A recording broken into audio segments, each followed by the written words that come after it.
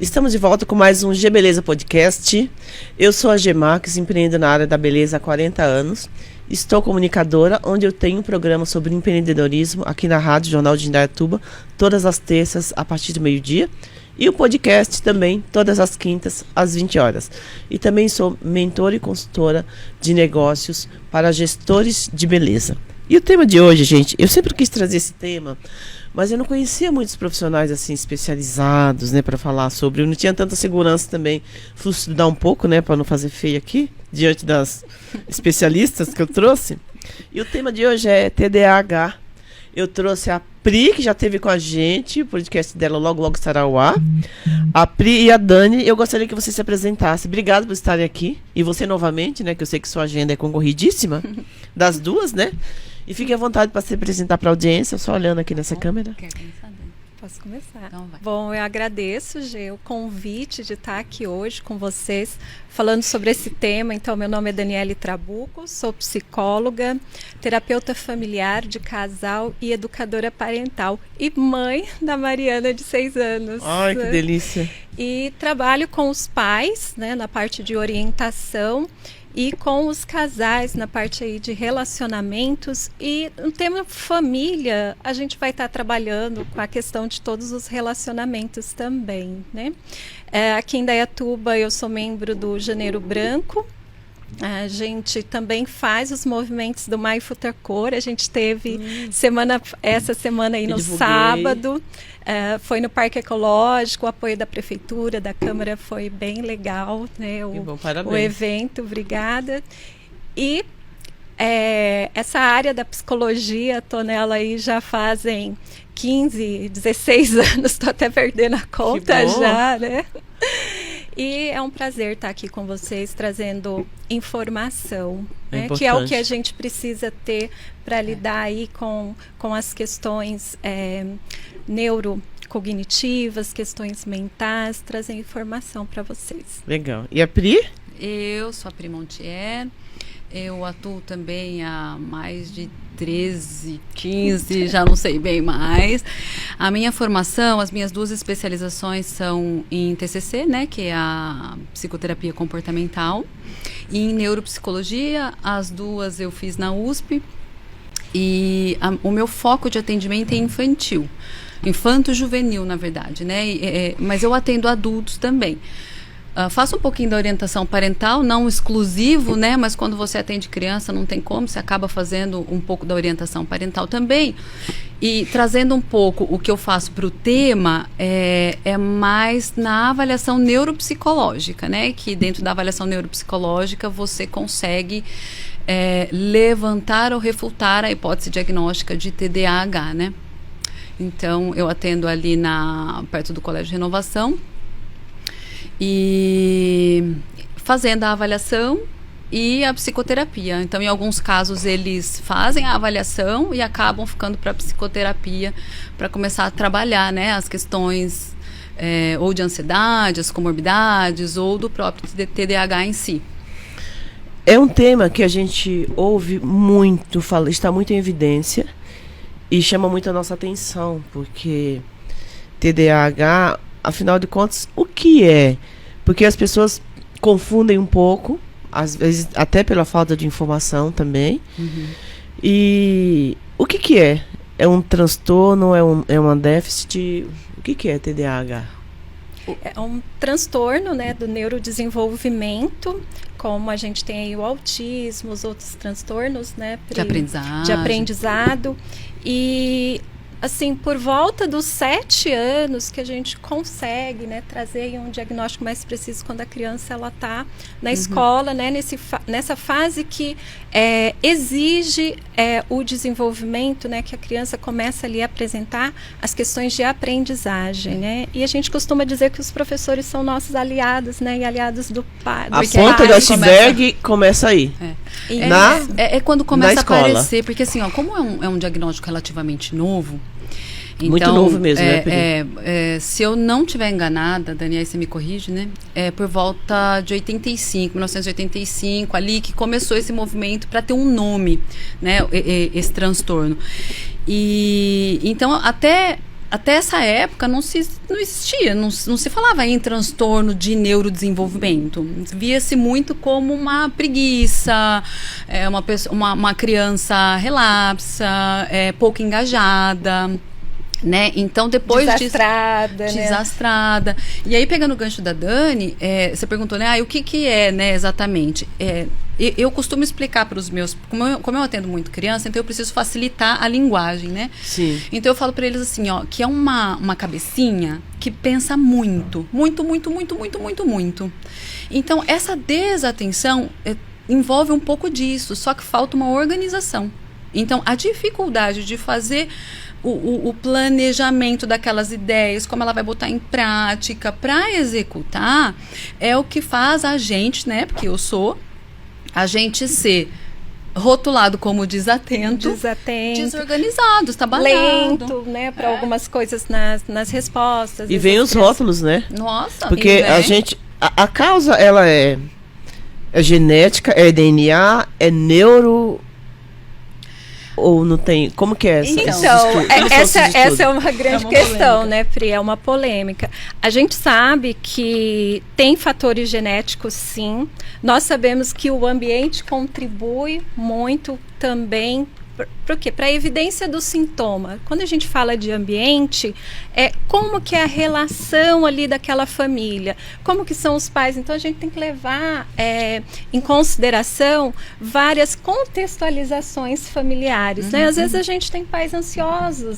Entendi. E também nesse processo, a criança está ali. Então, a gente fala assim, né? A criança ela está aprendendo com a sua família o como ser no mundo. Então, todos os processos ali que envolvem o processo de relacionamento também podem contribuir. Às vezes, até na dificuldade de dar um diagnóstico para o TDAH, nesse sentido. Engraçado, imagina a dificuldade, porque assim, a gente fala, né, da criança que é muito agitada, que é hiperativa... E a dificuldade que você citou na aprendizagem são esses sinais que começam a alertar os pais, porque é muito difícil até para os pais, né? Como que eu vou? Primeiro é justamente essa agitação. Os pais se preocupam muito, né, Pri, com essa agitação. É um dos que... A queixa que eu vejo muito também é assim, ó, nossa, eu chamo e ele não me atende, a criança não atende. Nossa, eu tô conversando e eu tô explicando, parece que tá no mundo da lua. É como eu te falei agora há pouco, você estava falando e eu estava fazendo outra coisa. A gente consegue fazer várias coisas ao mesmo tempo, tá? Então, a sensação que dá para quem está de fora e não tem o mesmo funcionamento, porque a gente realmente funciona de uma maneira diferente, tá? A gente faz as coisas de um jeito próprio. E aí, as pessoas que estão de fora... Mas não é uma característica, desculpa, não da pessoa que faz, que nem eu faço muitas coisas ao mesmo tempo. É aí que é a dificuldade de diagnosticar. Então... porque, por exemplo, eu fiz uma avaliação de uma adulta, tá? Uma jovem adulta. E a escola falou, eu preciso do laudo. Foi para a psiquiatra falou, eu concordo, eu acho que é. Fiz a avaliação neuropsicológica dela, que é uma bateria de testes, tá? Então, só explicando um pouquinho, a avaliação neuropsicológica, ela é uma bateria de testes padronizados e testes de jogos, testes escritos, de memória, de atenção. Então, a gente vai fazer um mapeamento do funcionamento cognitivo, comportamental e de humor. Com esse mapeamento, você começa a fazer o raciocínio clínico. Então, você vai, beleza, ela é desatenta nisso, mas naquele outro teste não deu. Ela tem uma dificuldade de função executiva, mas ela foi bem de controle inibitório, que são as habilidades que mais estão em evidência no déficit de atenção, né? Aí, no caso dessa paciente, existia um grau de ansiedade excessivo. Aí, o que eu fiz? Não levantei a hipótese diagnóstica. Eu falei que apresenta características, mas que primeiro a gente precisaria ver se essa ansiedade é comórbida, ela vem como consequência de um déficit de atenção, né? Um quadro secundário, digamos assim, ou se é ansiedade pura, ou se tinha um déficit de atenção por trás disso, entendeu? Por isso que é tão difícil. E outro detalhe, né, que a gente estava comentando no podcast anterior, com você e com a Elisa, que não existe um exame, são aplicados testes. Isso, é isso. E assim, a gente fala na minha área que assim, a observação clínica, ela é soberana. Então, apesar de você ter testes padronizados para você aplicar, esses testes te guiam. Mas a observação clínica, ela é soberana. Então, por exemplo, você está aplicando o teste numa criança. Um teste atencional. Então, de atenção sustentada. Ela tem que ficar lá quietinha lá fazendo o teste. Aí ela começa. Tia, tá acabando. Tia, quanto falta? Né? Então, você está fazendo uma observação clínica, que ele é um dado clínico, para você conseguir, na hora de elaborar o laudo, você fala, eu me lembro disso. E aí você vai juntando e construindo para você levantar ou não essa hipótese diagnóstica. Sabe uma coisa que me chama a atenção? É que quando um tema vem à tona e a gente ouve muito falar sobre aquele tema, as pessoas começam a comentar muito, as pessoas começam a associar e todo mundo acha que tem esse déficit, não é? E eu falei, meu Deus, eu tô com 53, né? Eu falei, gente... Será que... Né? Vai que, né? Então, às vezes a gente pergunta assim, eu fico pensando, será que realmente a grande parte das pessoas que estão sendo diagnosticadas hoje são de fato ou estão caindo nessa rotulação de que a grande maioria também eu sou TDAH. Porque eu tenho dificuldade nisso. Porque às vezes a pessoa pega uma característica é isso aí. E ela mesmo se auto Mas né? eu também eu falo muito, tá, Dani? Você me corta. Tudo bem. As pessoas também usam muito os diagnósticos, rótulos, como fuga para uma dificuldade. Entendeu? Sim, então, porque eu percebo que tem algumas pessoas que eu conheço há bastante tempo e é claro que dependendo da situação ou do momento de vida que ela está passando, ela terá alguns ganhos secundários e falando que ela tem um déficit de atenção e hiperatividade. Não estou generalizando, né, e nem julgando, mas a gente percebe isso, alguns ganhos secundários se eu falar que eu tenho. Exato. Então usa a favor, né? Usa, para explicar uma dificuldade. Então, quando você faz a avaliação e você leva para terapia... É isso mesmo, para explicar uma dificuldade. Isso mesmo, porque né, aquela sua dificuldade, é tão difícil você admitir ela, que muitas vezes você fala, então eu tenho isso. Porque muitas vezes a gente quer encontrar, né, um nome para tudo que a gente tem, né? Então, você acaba usando isso como uma própria proteção no seu dia a dia. Mas qual que é o caminho? O caminho é você buscar... É a mesma história. Lembra da época que descobriram que o Ronaldo tinha... a tireoide dele era desestabilizada, por isso ele tinha dificuldade em perder peso. Todo mundo, a partir desse dia... eu também. Se o Ronaldo fenômeno... Eu também tenho. Tipo assim, né? É feito manada, né? É verdade. Em massa. Mas, e aí a gente tem que entender que o TDAH, ele afeta realmente, né, a nossa vida no cotidiano, né? Então, se a pessoa, ela não consegue se organizar, se ela tem dificuldade de fazer as tarefas simples do dia a dia, então, buscar ajuda para verificar se ela tem esse possível diagnóstico, né? Então, as crianças, como a gente estava falando, da questão do rotular. E o rotular é muito prejudicial para as crianças, né? As crianças, eu que trabalho com pais, a própria escola tem dificuldade de lidar com a questão do diagnóstico, porque são crianças que não param, né, Pri? Não param. Que ficam ao tempo todo, né? Como controlar na sala de aula, né? Como o professor ter esse olhar para aquela criança que tem esse transtorno. Ele é preparado para isso? Depende do que você está dizendo de preparado. Por quê? Eles têm sim um olhar, porque a criança TDAH, ela destoa. Tá? Então, o professor, ele tá lá, ele consegue observar aquilo. Então, tem... É porque diante de tantas...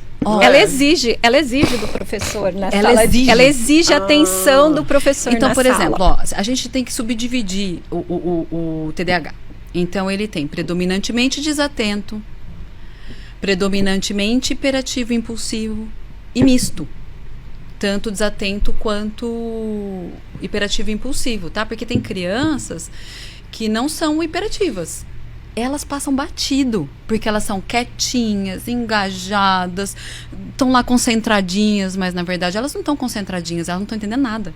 E elas estão lá quietinhas, porque ela não tá entendendo nada. Aí ela não dá trabalho pro professor, ela não pergunta, ela não questiona. Gente do céu. Entende? Então, assim, é difícil realmente de diagnosticar. Então, as hiperativas impulsivas dão mais trabalho, porque elas não param quietas, não fica na cadeira, ela levanta toda hora, ela chama o professor toda hora, ela interrompe.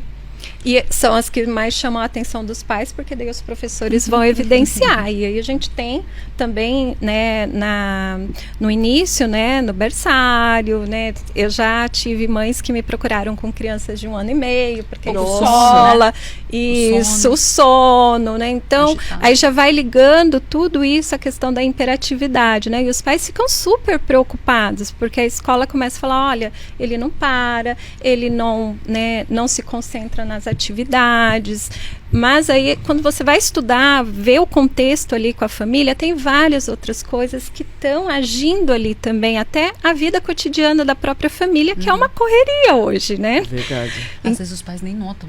Tem muitos pais que não veem, só começa a ver quando o desempenho acadêmico cai. Então, por exemplo, 6º ano, né, que tem a mudança do Fundamental 1 para Fundamental 2, 6º ano, ou quando sai do ensino Fundamental 2 entra no ensino médio, que há uma queda brusca do desempenho acadêmico, e aí os pais falam, opa, o que está acontecendo? Ah, chama atenção. Aí que eles vão entender. Então, quer dizer, vou retomar um pouquinho o que a gente estava falando no começo, tem um fator genético, acredita-se que tem, assim, um fator genético, né? Mas tem um fator epigenético, que é como esse ambiente onde essa criança está inserida, quanto ela tem de atenção, quanto ela é acolhida nas dificuldades, e que reforça ou não o aparecimento dos sintomas. A questão da estimulação, da própria estimulação. Se você tem uma criança ali, dependendo da estimulação que você dá para ela vai avançar ou não. Né? Então, todo o contexto a gente precisa levar em consideração. E existe manobras, até manobras simples, de estar trabalhando a atenção com os pais ali, com a criança, que já desacelera, né, esse pensamento. Porque a criança, ela tem, que a gente chama na disciplina positiva, né, de comportamentos equivocados. Então, ela quer a atenção dos pais, como ela não tem esse cérebro ainda amadurecido, ela vai buscar formas de chamar a atenção desses pais. Então, ela pode ter um comportamento agressivo, ou um comportamento mais agitado, porque na cabecinha dela, ela não tem essa separação assim, eu vou chamar a atenção de uma forma positiva ou de uma forma negativa. Chamando a atenção, para ela já é válido. Então, essa questão dos pais estarem ali interagindo, dando atenção nos momentos, né, em casa, são muito importantes para não evidenciar esse tipo de, pode ser característico aí de um sintoma ao longo do tempo. E aí, quando vai para a fase escolar, isso aparece com muito mais força lá na escola, porque ela também vai querer chamar a atenção lá na escola. Sim. E isso vai se desviando, tá? Ele vai crescendo, como praticamente, assim, dentro do que eu tenho de experiência, os transtornos, eles vão crescendo exponencialmente. Então, por exemplo, um TDAH, ele pode ser TDAH puro, tá? Então tem TDAH. O que é TDAH puro? É só os sintomas característicos do TDAH, ou de desatenção, ou de hiperatividade, ou de impulsividade, tá bom? Aí, esse TDAH não é cuidado. Ele migra para um outro transtorno. Aí ele vai para o TOD, um transtorno de oposição e desafio. Ele vai para um transtorno disruptivo de humor. Ele vai para um transtorno de ansiedade, depressivo, né? Então, questões de autoestima. Então, aí, o que a gente consegue ver? Às vezes o TDAH não deu sintoma, ou deu e foi quase imperceptível pelos pais, por exemplo, professores. E aí ele desenvolve um transtorno disruptivo de humor. Ele estoura, ele é agressivo. E aí você fala, peraí, o que está acontecendo com essa criança? Dificuldade na autorregulação, né? Que é muito trabalhado com os pais, né? Como manter essa autorregulação? Como os pais autorregularem? Porque os pais têm muita dificuldade, muito pensamento assim, eu falo e você executa. E não, na verdade, não é assim que funciona, né? Porque a criança, ela vai ter a personalidade dela, são muitas coisas envolvidas ali. Então, ela vai ter os desafios na comunicação. Como que ela aprende? Através de desafio, através da experiência. Então, isso também traz uma dificuldade para os pais lidarem com aqueles momentos quando tem uma comorbidade que é um transtorno opositor. Então, a criança, ela resiste ali a questão, a autoridade dos pais, e ela termina fazendo. Então fica aquela coisa, meu filho não me obedece, né? Então muitos pais trazem isso.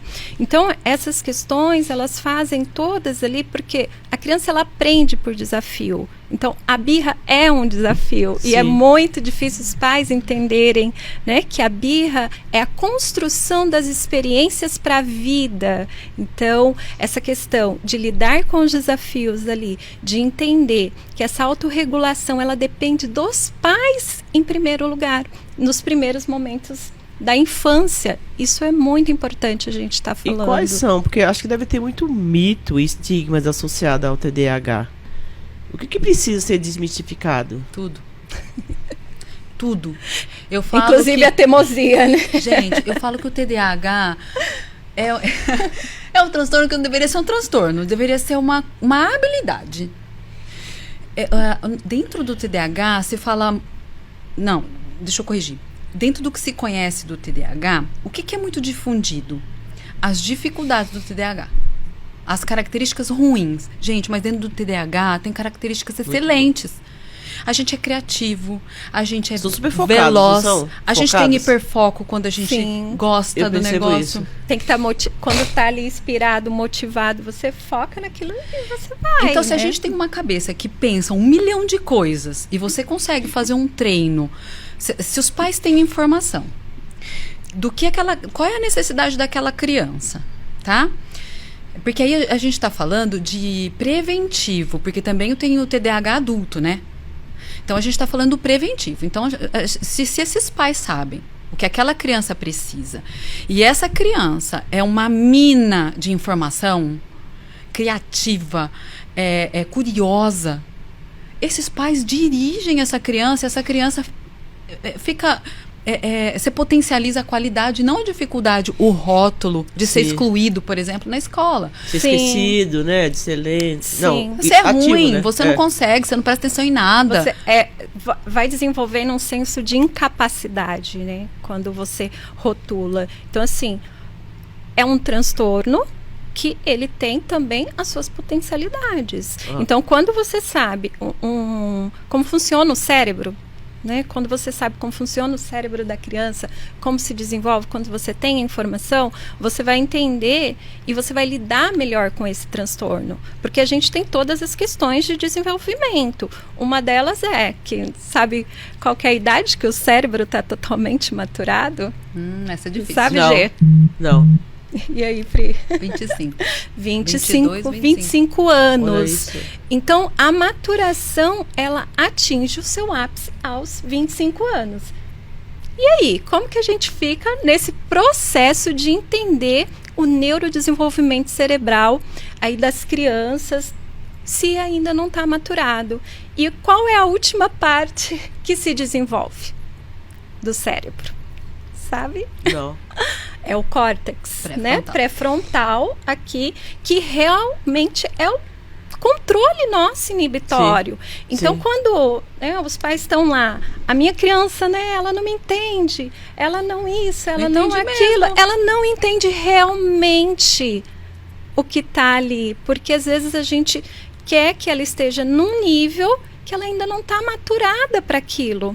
E existe um processo que a gente precisa fazer. E aí, quando eu tô com os pais, eu sempre falo para eles assim, ativa córtex, né? Daí eles ficam assim para mim, Dani, lembrei de você lá no momento, né? Fazer para ativar o córtex. O que é ativar o córtex? Fazer perguntas curiosas sobre as situações.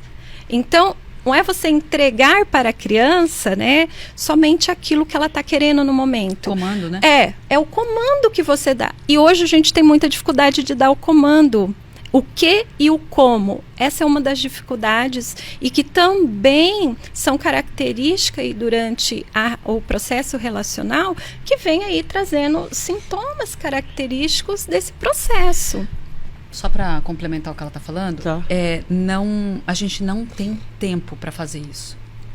A vida hoje dos pais é tão loucamente corrida que para você fazer isso, você tem que parar, olhar para tua criança, observar, entender, e a gente não tem mais tempo. Então, você mandar, faça isso, vá para o banho, jante, vá dormir. É muito mais simples, né? Rápido, eficaz. Sim. Então, você precisa que as coisas caminhem numa velocidade. Por quê? Porque você tem que lavar a roupa, porque você tem que terminar o jantar, porque, né? Então, o dia a dia, para ser funcional, precisa ser mais rápido, só que a criança não está no mesmo ritmo dos pais, né? E quais a gente está falando das causas agora, características, e quais as opções de tratamento disponíveis que existem hoje no mercado? Então, a gente tem a medicação, né? Mas daí eu aconselho... Seria a última alternativa? Depende de da cada família. caso. Depende da família. Tem família que não gosta da medicação, tem gente que quer tirar com a mão. Ou quando o prejuízo, eu sempre relaciono o prejuízo que a criança está tendo sem a medicação. Ela está tendo muito prejuízo social, acadêmico, de autoestima. Esse prejuízo compensa o efeito colateral do remédio? Compensa. Então, vale a pena inserir a medicação. Vamos fazer essa criança ser funcional, né? Ter qualidade de vida, né? Porque ela começa a perder a qualidade de vida. Ela começa na própria escola, ser rotulada pelos amigos, né? Então, ela perde a qualidade de vida, vai tendo essa questão da autoestima. Então, a medicação, ela vem para ajudar. Tem as questões? Tem. Todo caso precisa ser avaliado? Precisa, mas a gente tem aí uma grande resistência à questão da medicação, né? E cada caso adulto, acho que vocês vão falar, né? Pode.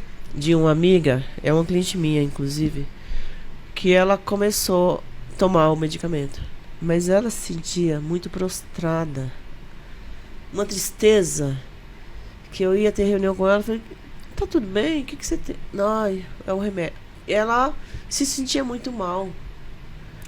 É claro que pessoas e pessoas, né? Os efeitos colaterais é de cada um, o momento que cada um tá vivendo. Mas o dela foi assim, ó. Foi perceptível a mudança de humor, principalmente. Uma pessoa muito alegre, muito energia positiva. E o dia ela começou a tomar, ela começou a ficar... E tem casos que ficam hiper. A irritabilidade. Aumenta a irritabilidade. Então, por exemplo, a gente conversa muito com o psiquiatra, né? Ou com a psiquiatra. Então, a psiquiatra fala assim, bom, é uma criança agressiva, é uma criança hiperativa, precisa melhorar foco, vamos dar medicação ou não vamos? Vai aumentar a irritabilidade dessa criança. O que nós vamos fazer? Entendeu? Aí você vai ponderando até você... vai ajustando. Vai ajustando. Aí, fora a medicação, tem a estimulação...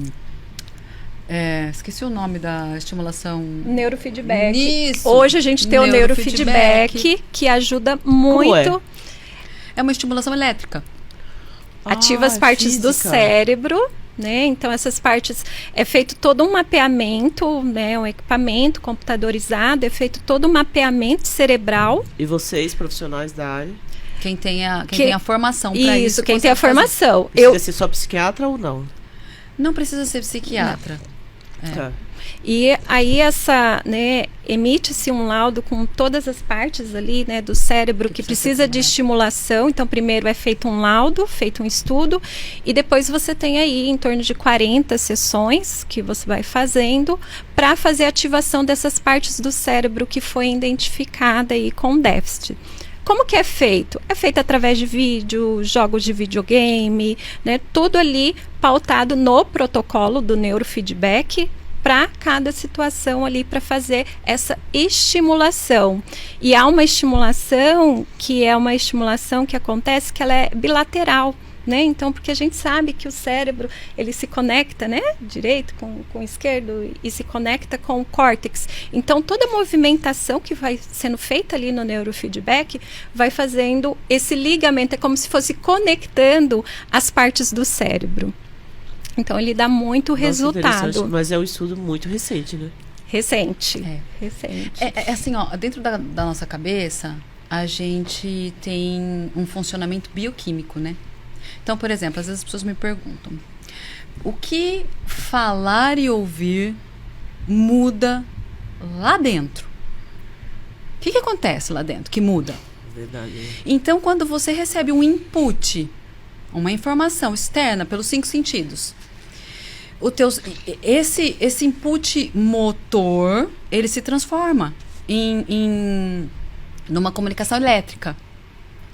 E ele vai percorrer um caminho. E vai sair de um lugar, vai para o outro, vai estimular para que você dê uma resposta. Tá? E deixa eu tentar ser simplista assim, ó. Eu falo que dentro da nossa cabeça nós temos vielas que se transformam em avenidas. Quanto mais você usa aquela viela, aquela ruinha, mais robusta ela fica. Então a estimulação é importante por isso, né? Então no caso das crianças a gente tem a poda neural. Isso. Então a gente passa por podas. O que são as podas? Igual de árvore mesmo. Galinhos que não servem para nada, que não são estimulados, ó, são cortados. E a primeira poda neural, ela acontece aos 3 anos.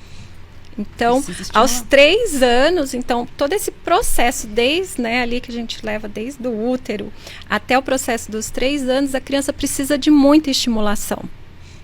Por quê? Com 3 anos vai acontecer essa poda. O que ele usou de neurônio, vamos dizer assim, né, desses caminhos que foram construídos, vai ter uma poda ali, porque ele vai vir uma outra fase do desenvolvimento.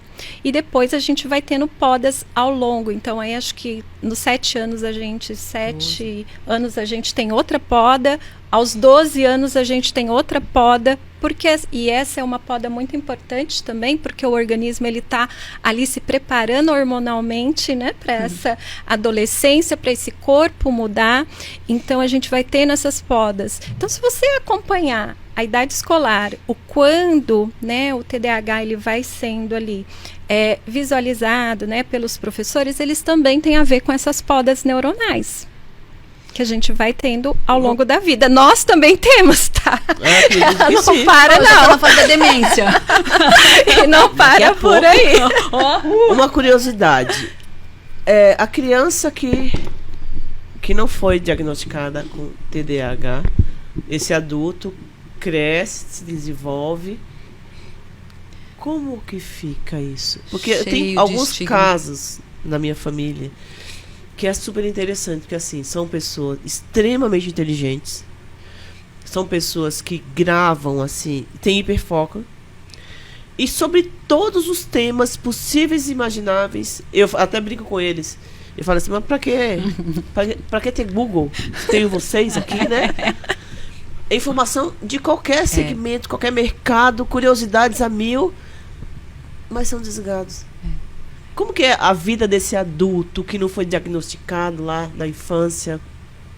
Assim, ó, eu vou colocar a gente, porque eu sou um exemplo disso, né? Então, as meninas que encaminham pacientes para mim falam: Pri, eu encaminho para você porque você é testemunha viva de como é e como você fez para dominar, né? Então, eu fui convidada a me retirar de um colégio em São Paulo, porque ela falou: tira essa burra daqui.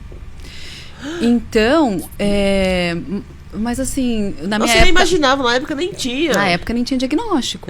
Então, a gente cresce achando que a gente não é capaz.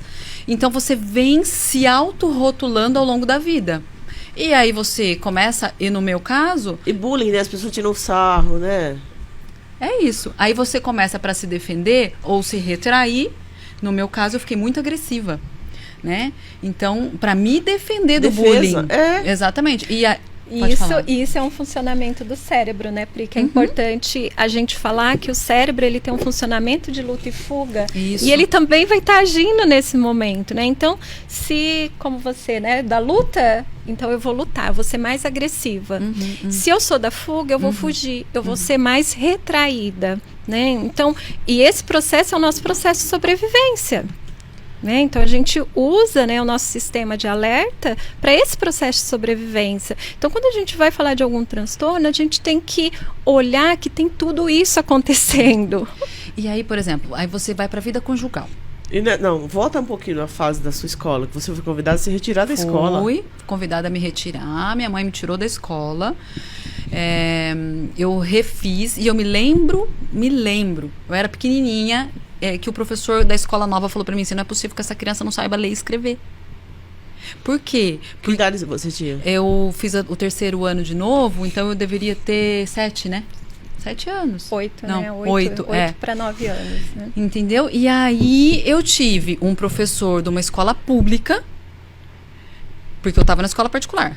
Aí eu fui convidada a me retirar, fui para uma escola pública. Na escola pública, o professor falou, não, essa criança é capaz e eu vou até o fim. Olha, e foi. Que anjo. E foi até... E assim, ao longo da minha vida acadêmica, e eu tô falando de mim, mas eu vejo muito isso no consultório. Eles falam assim pra mim, eu sempre tive alguém que acreditou. Então, quando você encontra essas pessoas que acreditam no potencial, porque a gente realmente tem um funcionamento diferente, a gente é atípico. Eu falo, gente, a gente nunca vai ser típico. Sabe a curva de Gauss, aquele gráfico assim, a gente nunca vai estar na média, a gente é atípico. Dentro da nossa atipicidade existe potencial. Então, quem são essas pessoas que a gente consegue para estar engajado, para ser modelo, para nos manter ali? Vamos, vai dar certo. Para gerar o pertencimento, né, Pri, que a gente fala, né? Porque o pertencimento e o acolhimento. Então, assim, você não é o diagnóstico. Você é alguém além desse diagnóstico. Então, pertencer, se sentir acolhido, faz toda a diferença. E o que a gente vê muitas vezes é essa falta de empatia. E ocorre nas escolas até hoje. Por causa da falta de informação, né? Sim. Aí amarrando tudo isso, indo para a vida conjugal, né? Você chega lá na vida conjugal, o seu parceiro ou sua parceira não é obrigado a saber qual é o funcionamento do TDAH. E que ela tá casando com TDAH, né? Peraí, deixa eu ver se você é TDAH antes de eu casar, né? Vamos fazer um checklist. Então, assim, tem muito conflito, porque as pessoas falam, você fez? Esqueci. Nossa, é mesmo? Puxa, existe um excesso de diagnóstico hoje?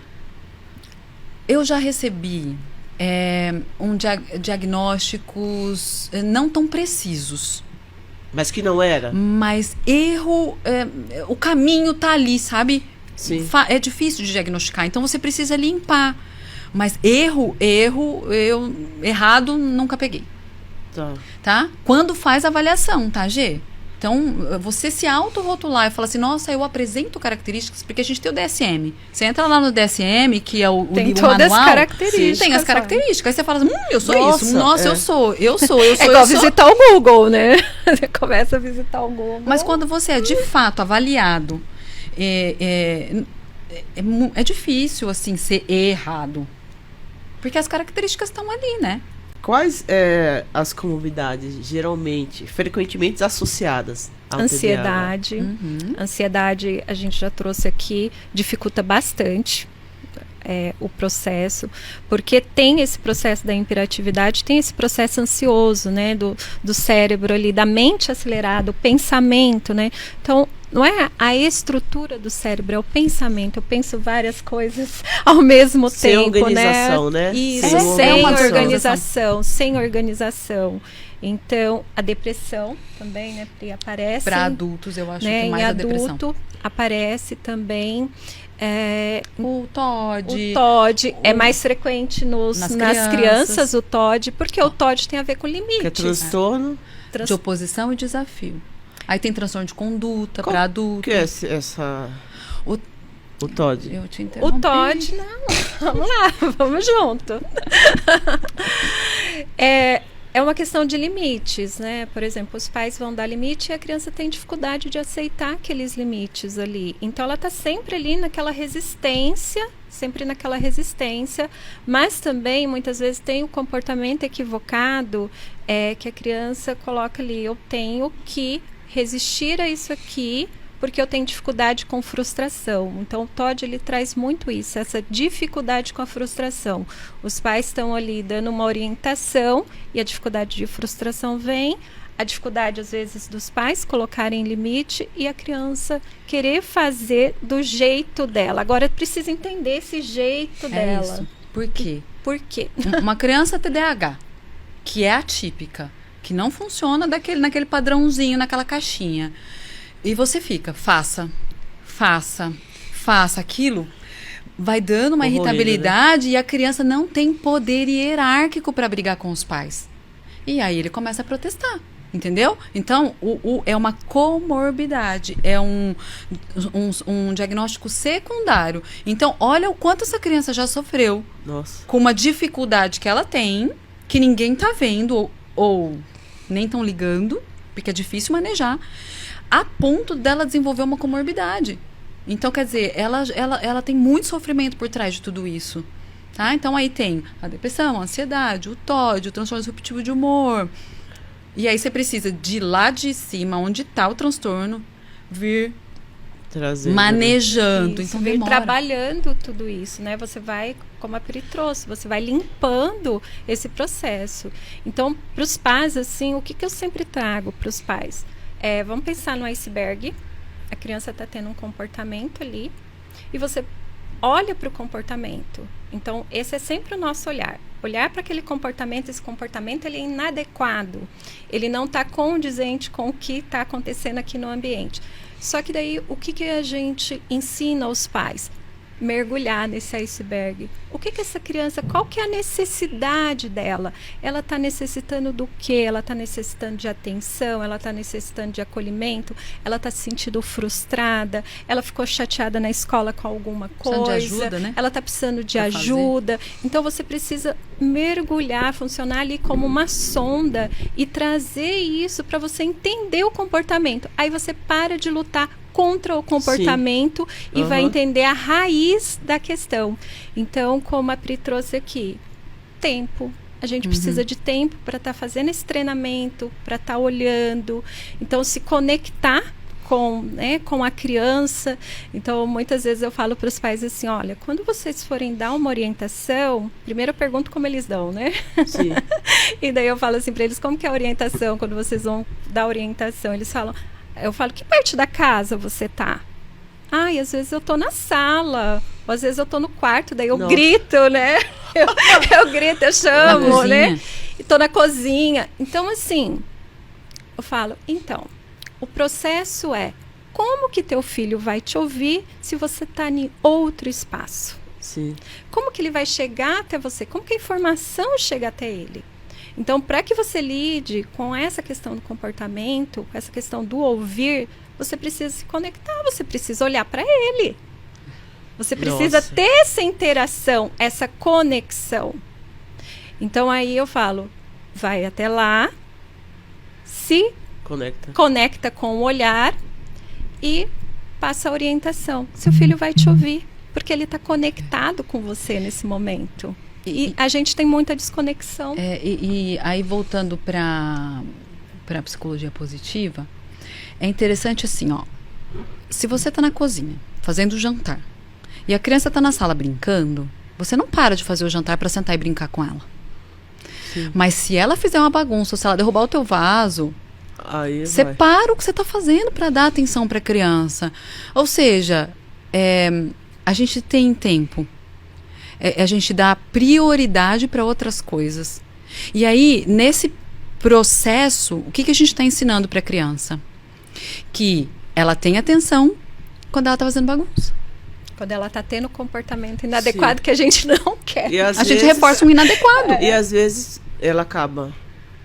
Ela aprende isso. Ela aprende, né? O que a gente chama na disciplina positiva de comportamentos equivocados. Então, o cérebro entende. É assim que funciona. Então, vou fazer mais disso. Porque eu tô quietinho. ela nem me deu atenção, mas eu fiz bagunça, ela deu. É claro que não é consciente assim, tá?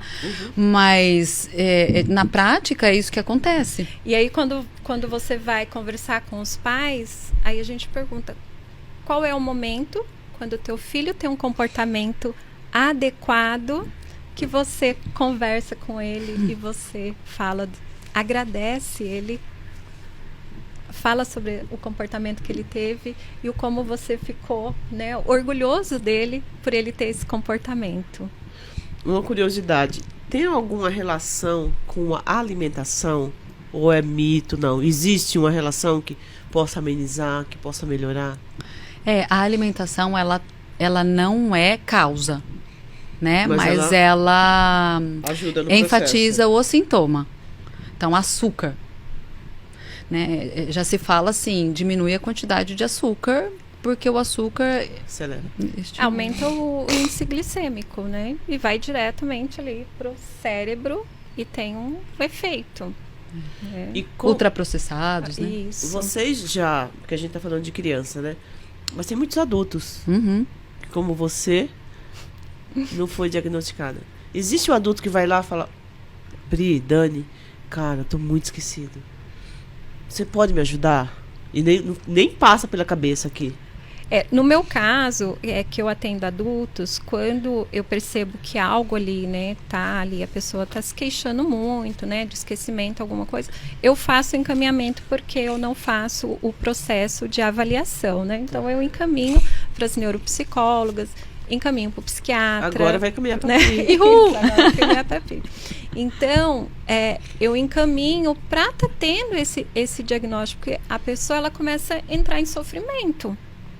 Porque ela começa a se ver nisso no trabalho, se ver nisso no relacionamento. Eu percebo até um pouco do preconceito, da cobrança, de falar: pô, nossa, como que você esquece? Ó, tem um caso da minha família. O adulto ficou cuidando da minha sobrinha. Muito desligado, mas muito além da conta. Aí tava com o celular na mão, não sei o que, de repente ele não sabia onde tinha posto o celular. Aí minha sobrinha falou assim: ô tio, eu vi você pondo o celular no congelador. Ele, não.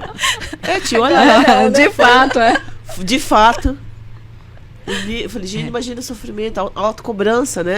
Que a pessoa fica se esforçando em querer acertar, em querer não ser esquecido, não ser tão desligado, mas as pessoas ficam cobrando e tirando sarro disso, né? É isso mesmo que acontece, porque tem o processo atencional. Então, eu estou fazendo duas coisas ao mesmo tempo, porque a gente tem tipos de atenção diferentes. Então, a gente tem atenção seletiva, alternada, dividida, né? Tem a concentrada. Então, para fazer determinada tarefa, eu preciso de um tipo de atenção. Então, eu posso dirigir e falar ao telefone, porque tem envolvido ao falar, tem o dirigir que já é automático. Sim. E quando você precisa de mais atenção porque o trânsito é intenso, você fala: peraí, deixa eu, tô prestando atenção aqui, tô fazendo duas coisas ao mesmo tempo, né? Então tem um processo atencional. No caso do freezer, o processo. Ele estava fazendo duas coisas ao mesmo tempo e estava dando prioridade atencional para outra coisa. Quantas vezes eu escuto assim, ó: ai, o que eu vim fazer aqui mesmo? Eu vim buscar alguma coisa, mas eu não me lembro o que é. Então, para que você use a memória, você precisa passar pelo processo atencional. Então, quando a gente vai fazer a avaliação, a gente faz isso, né? Então, você dá uma atividade para aquela pessoa adulta, inclusive, fazer. E depois você fala para ele assim, ó: nossa, você lembra daquilo? Faz agora de memória. Mas muita gente não consegue fazer. Não consegue fazer assim. Faz, claro, mas é pobre. Por quê? Porque não passou pelo processo atencional para gerar memória. Sim. Né? Então, a gente fica nesse desligamento porque a nossa cabeça está fervendo de coisas. Então, o que é prioridade dentro da nossa cabeça? Então, você fazer esse treino, fazer essa seleção, né? Isso. Você faz assim: eu preciso inibir. Então, se eu estou conversando com vocês aqui e tem alguém batendo na porta, o que é prioridade? Eu preciso concluir minha linha de raciocínio do que parar o que eu tô fazendo para atender a porta. Porque aí a gente começa a ficar inadequado por conta disso. Eu lembro quando eu fiz a avaliação do meu filho tá com 10 anos hoje, né? Quando ele tinha 6 anos, eu fui fazer a avaliação. Porque eu falava, gente, essa criança não é possível. Meu filho. eu trabalho com isso, eu tô vendo. E levei para fazer a avaliação. E eu lembro que a profissional que fez a avaliação dele me explicou assim, eu achei muito lindo. Que se a gente dividir o nosso cérebro aqui do pré-frontal, que é aqui, né? Então ela desenhou ele de lado e aqui o pré-frontal e o restante do cérebro. Ela falou assim, ó, o pré-frontal é um maestro. Sim. O resto é uma orquestra. Se o maestro não tiver adequado, a orquestra não toca. Pode ser um gênio.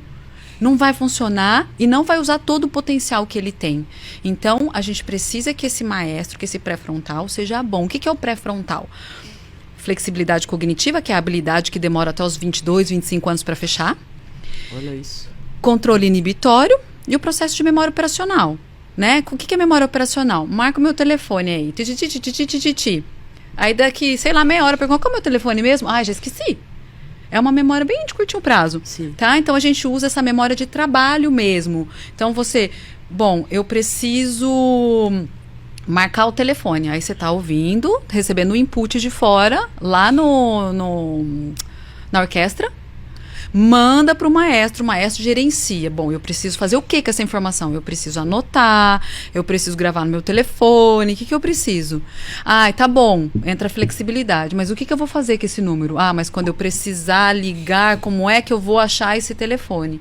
Então, é todo um processo que a gente faz, né? Então, o processo atencional, ele tá lá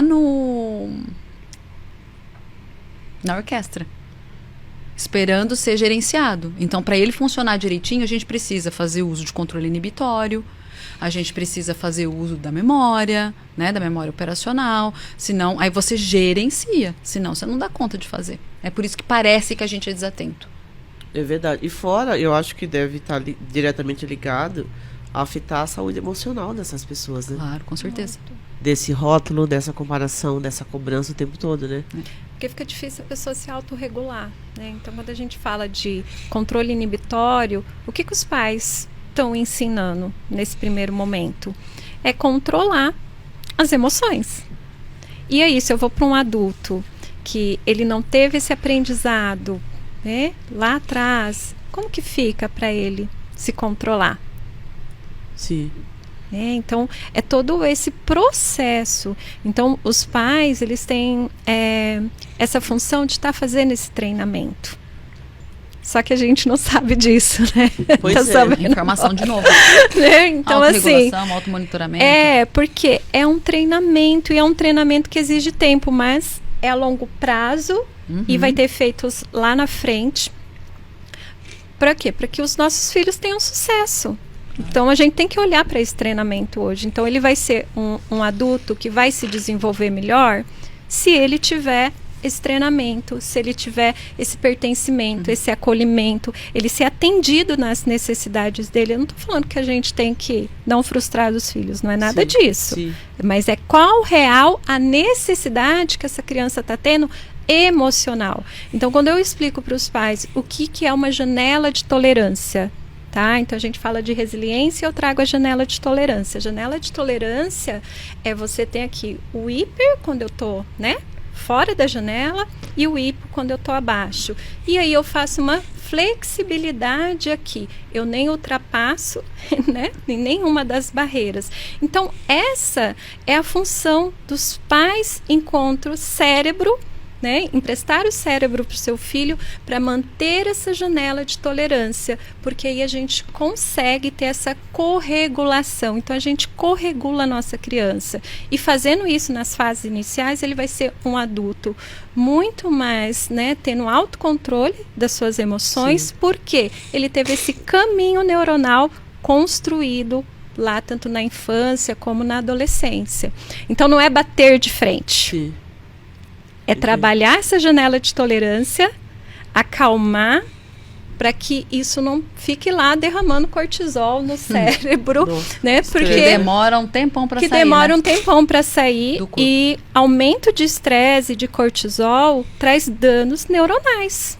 Sim. traz danos para o neurônio. Então, é outra informação assim que a gente precisa olhar. Então, ficar ultrapassando a janela ali com a criança é realmente acalmar naquele momento. E quando a criança ou o adolescente eles estiverem mais calma, a gente vai dar orientação.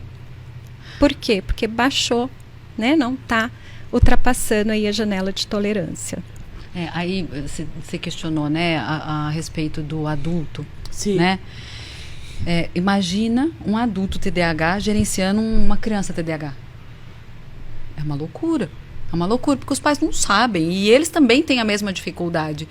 Ou a mesma eu não posso dizer, mas tem dificuldades parecidas. Eu vou até mais longe. Ou gerenciando uma equipe de trabalho. Projetos grandiosos. E aí? Tem pessoas... Porque assim, ó, todo mundo tem habilidade e dificuldade. Sim. Tá? Então... É o que eu falei no início. O TDAH, ele tem potencialidades maravilhosas. Que quando a pessoa que é TDAH se torna adulto e consegue ter essa sacada, ela vai. Porque ela consegue perceber as potencialidades dela. Agora, um adulto que foi massacrado...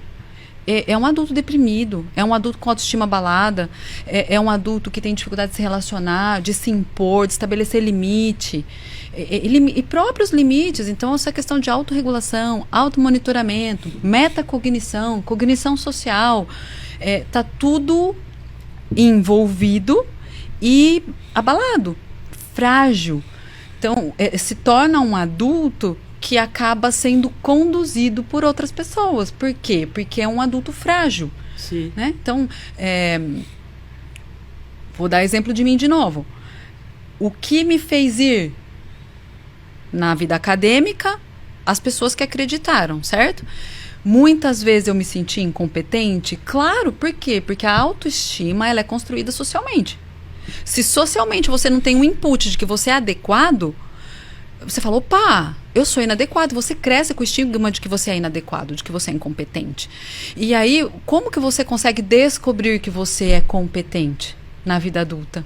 Porque quando a gente é criança, não é todo mundo que tem a possibilidade de ser orientado, de pagar um profissional para isso. Eu ia falar isso. Né? Então, qual que é a ideia? As classes menos favorecidas. Qual que é a ideia da gente estar aqui?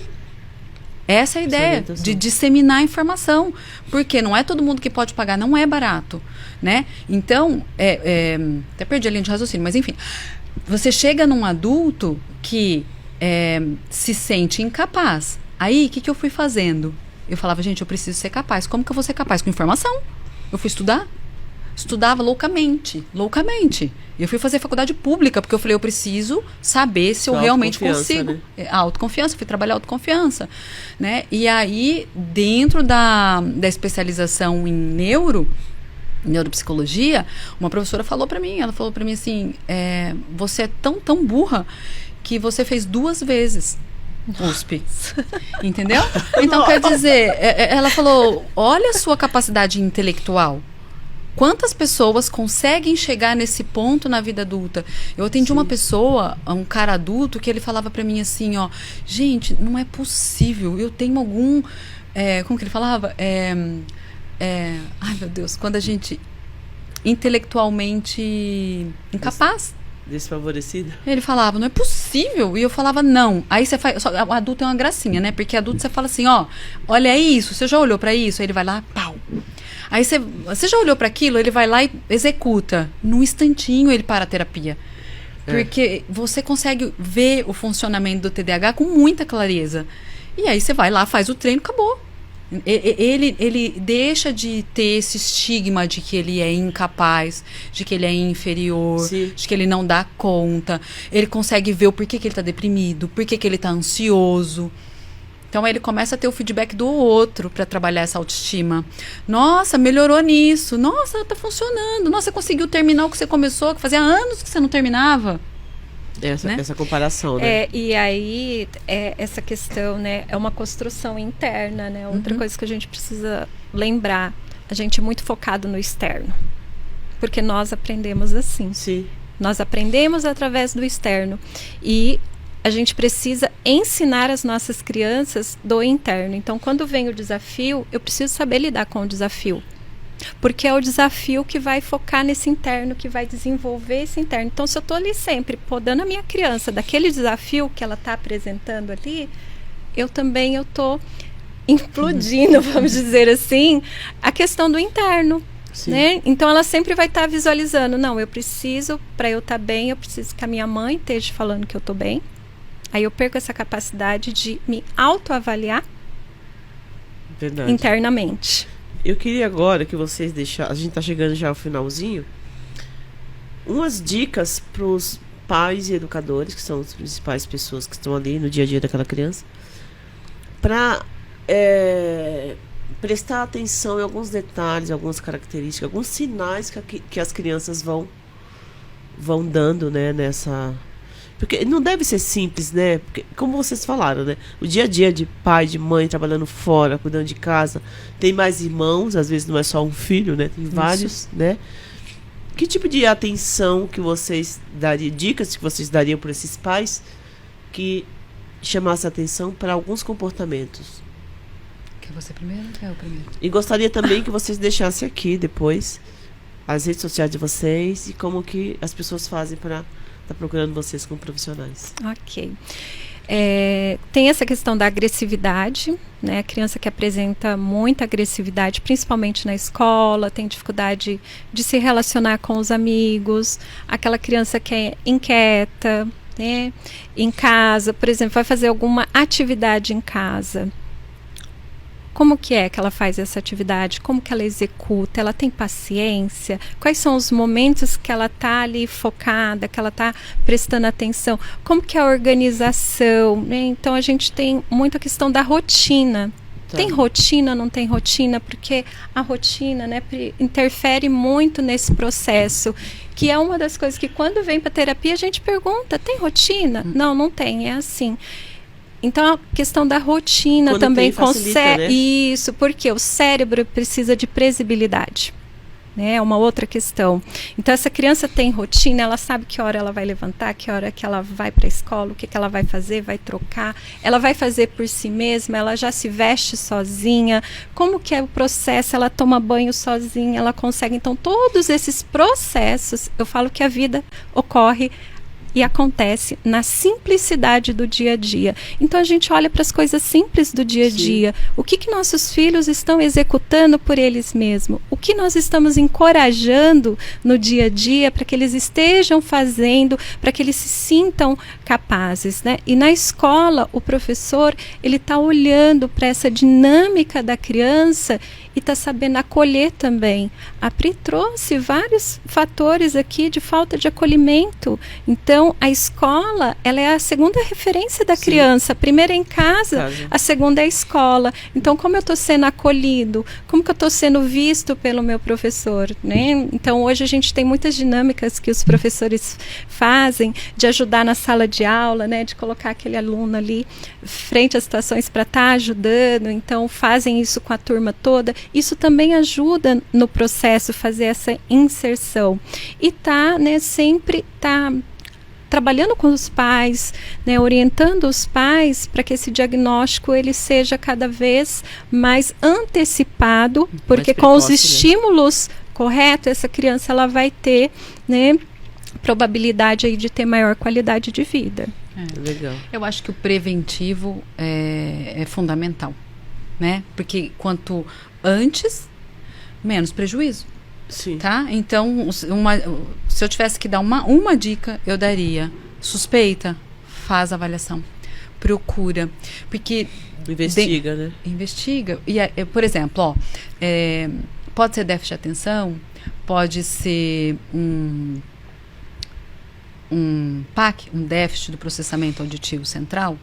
O que essa criança tem que ela está apresentando dificuldade? Então, a Dani falou do iceberg, então eu vejo muito o iceberg como sintoma. Então, aquela criança, sua criança, tanto na escola quanto em casa, ela é adequada? Ela tem comportamentos adequados ou ela destoa? Ela destoa, você ficou na dúvida, vai atrás. Se você pode ir atrás, vai atrás. Investiga, né? Investiga, né? Porque você investiga, você faz a intervenção precoce, preventiva, tem muito menos sofrimento, tanto para a família Porque, como a gente falou há pouco, ele vai se desdobrando, né? Então, o diagnóstico precoce, para mim, é a melhor... o melhor caminho. Não fez o diagnóstico precoce, já está tudo bagunçado, tem que procurar ajuda. Porque eu falo que os pais não fazem para os filhos aquilo que eles acreditam que seja plenamente maravilhoso para os filhos. Ninguém faz alguma coisa ruim para um filho. Jamais. Você faz achando que você está acertando. Sim, então, sempre. se você está fazendo uma coisa e não está tendo o resultado, a consequência que você quer, o seu comportamento não tem a consequência que você quer, está precisando de ajuda. Então, é a ajuda para ajustar. Às vezes é um pequeno ajuste, né? E as pessoas as famílias ficam preocupadas se vai levar, como vai ser o preconceito da escola. Mas a criança está sofrendo muito mais. Sim, verdade. Está tendo muito mais prejuízo com as dificuldades que ela tem do que ser rotulado se ela faz terapia ou não. E tá? que bom que cada vez mais eu percebo profissionais tão capacitados, especializados como vocês, que estudam, que vão buscar, que estão sempre se aprimorando para trazer o melhor. Eu gostaria de que vocês falassem como que as pessoas encontram vocês para atender. Bom, Instagram. o meu Instagram é @psi_Daniele_Trabuco e o meu atendimento é apenas online. Eu já desde a pandemia eu adequei e hoje eu atendo apenas no online. Uhum. Eu atendo em Campinas, atendo aqui em Dayatuba. Aí tem o endereço lá no Instagram. Aí o Instagram é @psico_pri_Montiel. Gente, eu prometo que eu vou mudar. É verdade, facilita a vida. E a sua também. Não, até pra eu lembrar. Até eu falar underline tantas vezes, né? E lá tem endereço, tem telefone, Sim. tem tudo. Quiser chamar no direct, No link fica da bio. fácil lá. Legal. Obrigada, gente. Desculpa a minha voz. Olha como eu tô hoje. Ai, tá com voz Não, mas de locutora, gente. Agora ela tem certeza que ela é locutora. comunicadora, né? Assim, né? Locutora, eu não cheguei nesse estágio ainda. Mas muito obrigada por estarem aqui hoje. Eu acho que cada vez que eu trago um tema como esse, é uma forma que a gente tem de esclarecer, de trazer informação, de divulgar cada vez mais, principalmente para as pessoas menos favorecidas, né? E com certeza trarei mais vezes vocês. Obrigada, Dani. Obrigada, Pri. Eu que agradeço. Eu que Delícia agradeço, Gê. Foi muito bom, foi muito bom conhecer a Vocês Pri. conhecem? Não Que conhecíamos, né? Foi muito bom. Agora fazer parcerias aí. Isso aí. É isso aí. Gente, obrigada. Tenho certeza que de alguma forma a gente conseguiu contribuir, trazendo bastante informação, porque essas profissionais são excelentes, extremamente capacitadas. E até o próximo G Beleza Podcast.